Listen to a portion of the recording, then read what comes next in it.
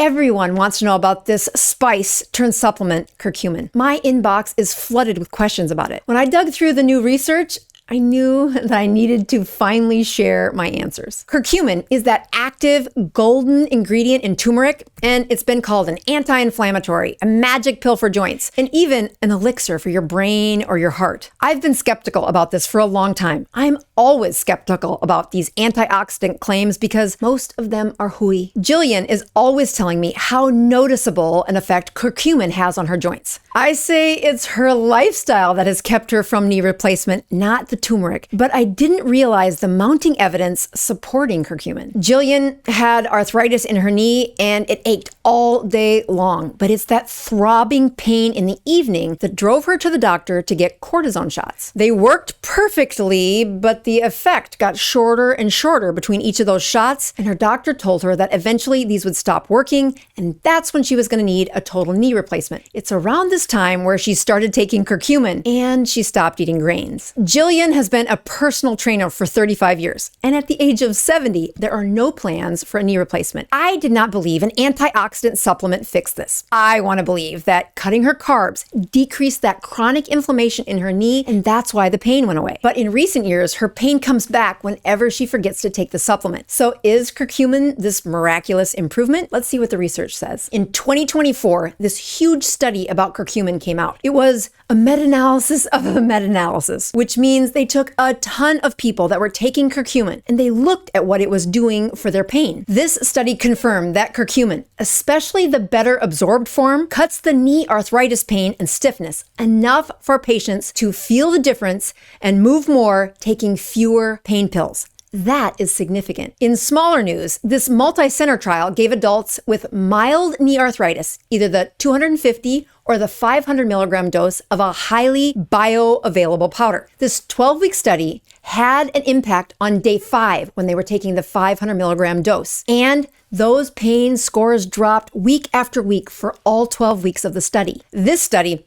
along with several other studies, made it a point to emphasize that you have to be using the most bioavailable form of curcumin to get these results. So the purest curcumin has this on the label: standardized to greater than or equal to 95% curcuminoids. Don't settle for just turmeric. Go for curcumin with a serving size of greater than or equal to 500 milligrams of curcuminoids. Next, look for something that helps you absorb the curcumin better. The piperine, which comes from a black pepper extract, also helps us absorb it. These other carriers also help you absorb this very special nutrient. I think it goes without saying that you should not have artificial colors, that you should not have fillers in it, and that you should have a product that is third-party tested. You can look on that label that it's USP certified or GMP or NSF certified, or you can go online to Consumer Lab and see if they've published a positive test, or you can look for the ultimate badge, which is an informed sport or informed choice. In this case, they have tested every single batch, and they usually pass the cost of that testing on to you. They're pretty expensive. As awesome as this pain relief data was,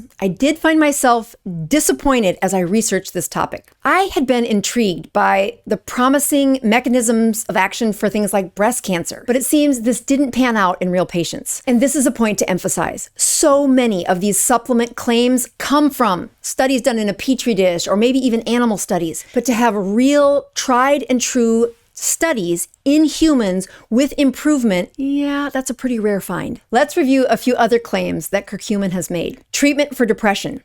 There may be promising mood benefits, but the research is not there to support it. Prevention of Alzheimer's. We only have short exploratory trials using cognitive tests, and there were no long-term outcomes and no biomarkers that validated the data. It balances the thyroid and boosts testosterone. This sounds lovely, and it's the kind of hormonal improvement that got me excited. But the most current research has the marketing ahead of the science, at least today's science. Weight loss and glucose control. A meta-analysis shows that there is a trivial effect on body weight, and you can see this in Jillian's example. The driving force for her to change her diet and search for supplements was a persistent weight gain with these inflammatory problems. What her doctors missed was insulin resistance, and curcumin is not going to reverse that. But do I think if you take curcumin, you're going to have the same pain reduction as Jillian? Maybe.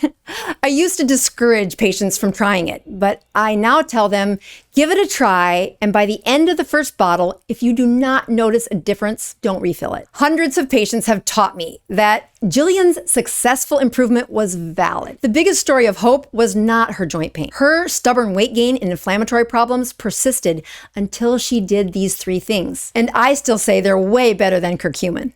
Click here.